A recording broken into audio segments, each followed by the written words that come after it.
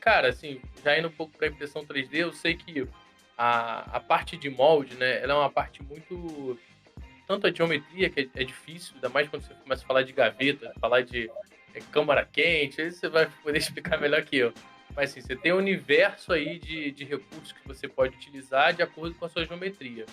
Como é que você utiliza a impressão 3D aí no seu dia a dia para facilitar todo esse ecossistema de criar um molde? Pois é. Então, Rafael, igual você falou, são esses dois pontos que pesam aí. Você usa plástico e moldagem por injeção, ao mesmo tempo que você tem uma liberdade de geometria, uma flexibilidade no design muito grande, por outro lado, você tem essa complexidade de tentar balancear o processo em si, o material, a demanda dele, os defeitos e tudo mais. Então, quanto mais liberdade você tem, mais restrito você fica por conta dessas questões aí. Então, aqui no escritório hoje, né, eu não faço prototipagem das peças para o cliente, por exemplo. O cliente chega, quer essa impressão, eu faço para ele. Não, isso não existe. Então, aqui no escritório, eu entrego o projeto pronto para ele. Então, pode ter ali o protótipo no meio? Pode. A impressão 3D, eu vendo ela aqui no escritório como um bônus para o meu cliente. Então, não é a base do negócio a impressão 3D. Então, faço o protótipo. O protótipo, para mim, é muito, muito útil para validar a questão de geometria, para validar a questão de ergonomia da peça também, é fundamental. Então, muitas vezes, acaba sendo mais viável você modelar a peça da forma que você acredita que seja viável ali, imprimir e fazer o teste na prática. Então, fazer teste com homem, fazer teste com mulher, teste com criança, se for público-alvo também do produto. Perfeito. Então, nesse sentido de prototipagem, eu vejo que a impressão 3D me ajuda muito, muito mesmo É. a reduzir essa complexidade de etapas que eu teria que levar se fosse um produto, se eu fosse ter que analisar isso, por exemplo, em software, né? Ou ficar lendo normas ali para ver os diâmetros, dimensões. Não, assim, no dia a dia, né, a gente quando sai da tela, a tela aceita tudo, né, papel e tela aceita tudo. Quando você bota na realidade, você pega na mão, são outros 500. E a impressão 3D te dá essa possibilidade de você tirar da tela e ver o que está acontecendo, né. Exatamente. Nessa questão de ergonomia, até você sabe falar mais do que eu. Às vezes, 1 milímetro, 2 milímetros já muda totalmente a sensação da manipulação do objeto. É questão de facilidade de acessar os botões.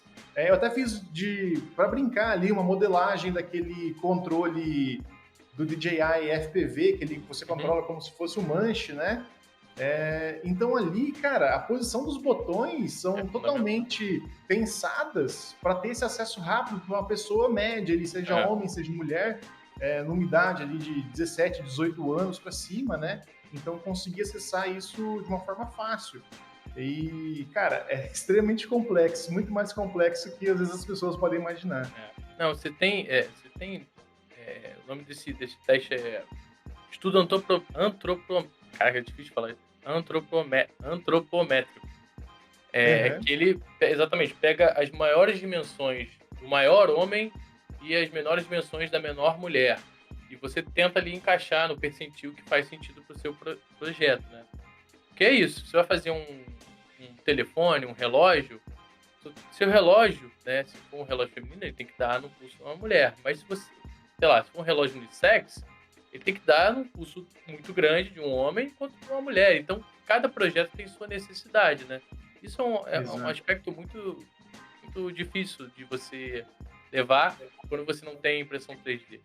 Antigamente você tinha que, você deve ter passado por isso na faculdade, fazer em Uriol, por exemplo. Você vai modelar uma peça e você vai lá depois e começa a esculpir sua peça em Uriol, em isopor ou em poliuretano, para você conseguir testar essas pegas, esses posicionamentos. Hoje, com a impressão 3D, você modela, essa curva tá legal, imprimiu, botou na mão, não ficou legal, vou mudar aqui meio grau, imprime de novo. Isso assim, muito fácil de você fazer, né? Fica muito mais ágil e você acaba gastando o seu tempo onde importa, que é pensando. E Uhum. não enfim, fazendo trabalho ali braçal de ter que esculpir o negócio.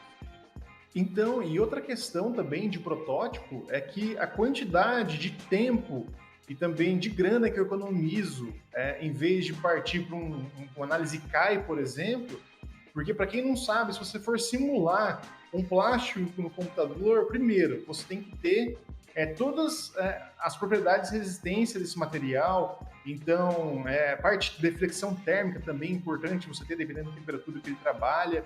Então, se você tiver o gráfico do polímero ali, quando estressado por tração, talvez você consiga um bom resultado na sua análise. Mas se você não tem isso, você tem que aproximar muito. Então, em vez de aproximar muito ou tentar ficar fazendo testes demorados com esses polímeros que eu estou usando nos projetos, eu prefiro pegar e imprimir em 3D. Eu tenho mais ou menos uma porcentagem de questão de resistência, de diferença que eu tenho de flexibilidade ali, e consigo aplicar, fazer minha análise estrutural ali na peça impressa.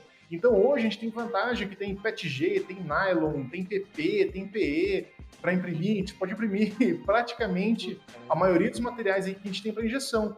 Então, se a gente tem essa liberdade, para que não usar, né? Uma forma simples, uma forma barata. Exatamente.